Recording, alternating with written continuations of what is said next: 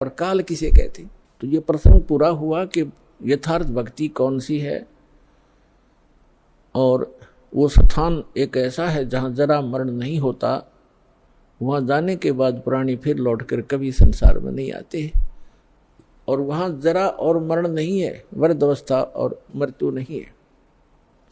और यहाँ दोनों डेफिनेट है। यदि मृत्यु भी है और वृद्धावस्था भी है, लंबी उम्र होगी तो वृद्धावस्था है, बीच में मर गया तो 100 पहाड़ टूट जा परिवार के ऊपर, कमाने वाला एक था, बच्चों का क्या होगा, वह तो वृद्धावस्था तो बूढ़ी मौत होगी। कहने का भाव ये है, जब तक हम परमेश्वर की शरण में नहीं आते तब तक हम काल की रेंज में रहते हैं, और जब हम कबीर भगवान की शरण में आ जाते हैं हम काल की रीत से बाहर हो जाते हैं। फिर उसका विधान हम पर लागू नहीं रहता, हम परमेश्वर की शरण में आ जाते हैं। और समर्थ की शरण में जो आ जाता है उसको फिर बाहर का व्यक्ति दुखी नहीं कर सकता। उसको स्वयं पता होता है कि इस आदमी के इस शरणागत को छेड़ दिया तो ये तेरा बक्कल तार देगा। तो इसी प्रकार हम समर्थ की शरण में आ गए हैं। आप कबीर भगवान वो समर्थ है, वो कादर परमात्मा है, उसकी शरण में आ गए। उसकी शरण ना त्यागना, इतना ध्यान अवश्य रखना।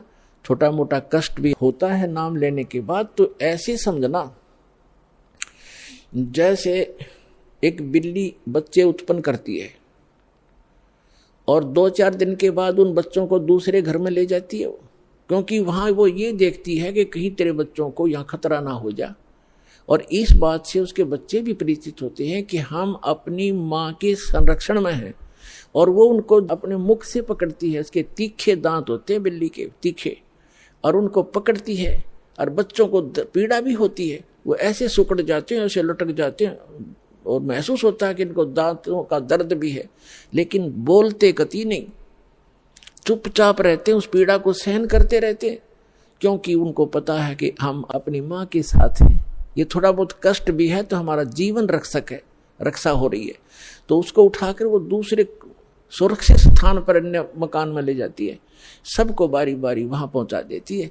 कुछ दिनों के बाद वहां देखती है कि यहाँ भी समस्या है, तो तीसरे मकान में कहीं और ले जाएगी। और वो बिल्कुल नहीं बोलते, क्योंकि उनको पीड़ा भी हो रही है, लेकिन उनको विश्वास है कि माँ की मुख में हम भले ही पीड़ा हो रही है लेकिन हमारी जीवन रक्षा हो रही है। इसी प्रकार कबीर भगवान की शरण में आने के उपरांत आपको छोटा मोटा कष्ट भी है तो ना जाने आपका कौन सा पहाड़ जैसा दुख टल रहा है, ये विश्वास रखना, विचलित ना होना। यह प्रसंग चल रहा है कि धर्मदास जी ने कहा था कि भगवान यहाँ कितनी सुविधा दे रखी है भगवान ने, और इसको आप काल कह रहे हो। परमात्मा ने कहा, धर्मदास जैसे कसाई बकरे पालता है, उन बकरे और बकरियों के लिए वो कितनी सुविधा करता है, जिसकी अच्छी सेल होती है। एक बहुत बड़ा चरागाह बनाता है, उसको हायर करता है या मोल लेता है, और उसके अंदर शेड डालता है, झोंपड़ी डालता है बकरों को गर्मी और सर्दी से बचाने के लिए। उसमें जगह जगह तालाब बनाता है, छोटी छोटी तलैया सी, उनको पानी से भर कर रखता है, उनके लिए घास फूस वहाँ व्यवस्था कराता है।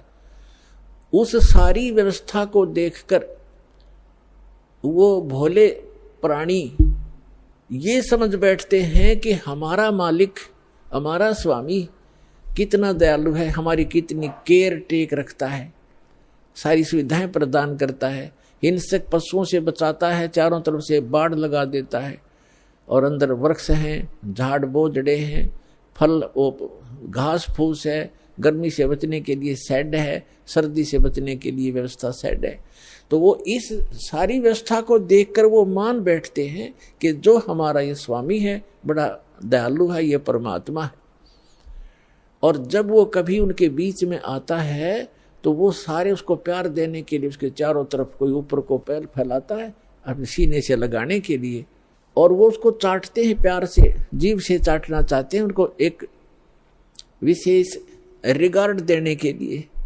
वो तो चाट रहे हैं जीभ से, और वो कसाई देख रहा है से हाथ लगा के, और वो खुश होते हैं कि हमारा मालिक हमसे प्यार कर रहा है। वो देख रहा है कि ये कितना मांस हो गया, कितने का बिकेगा, और वो सोच रहे हैं मुझे हमें प्यार कर रहा है।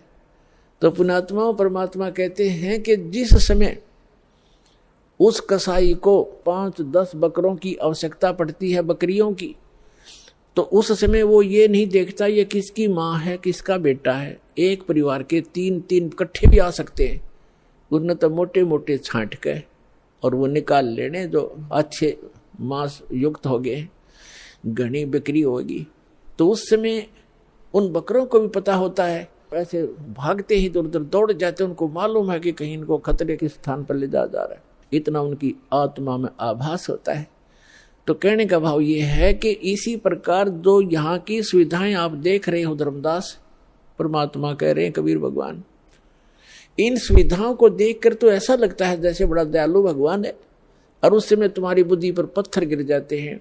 किसी का बेटा मर गया, किसी की बेटी मर गई, एक परिवार के 3 4 सदस्य मर जाते हैं।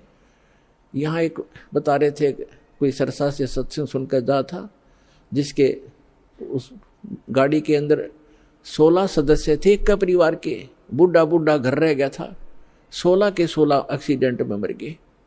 बताओ पुण्यात्मा, और उनकी कार और कोठियां और बड़े सारी व्यवस्थाएं थी, कुल नाश हो गया उसका। तो कहने का भाव ये है कि उस समय बुद्धि कहाँ जाती है आपकी, ये सुविधाएं किसने दे रखी थी, ये फिर क्यों छीन लिया 1 मिनट में। तो इसको काल कहते हैं, और जो केवल सुख दे उसको दयाल कहते हैं, उसको परमात्मा कहते हैं।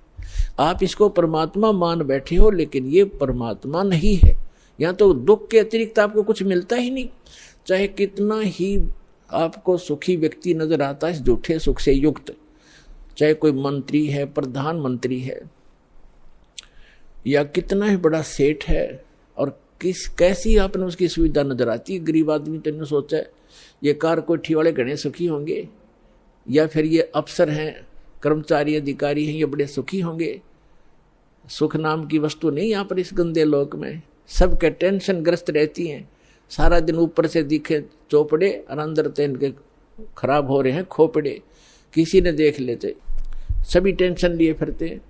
तो वो टेंशन लेस स्थान जो प्लेस है वो सतलोक है, उसको सुख सागर कहते हैं।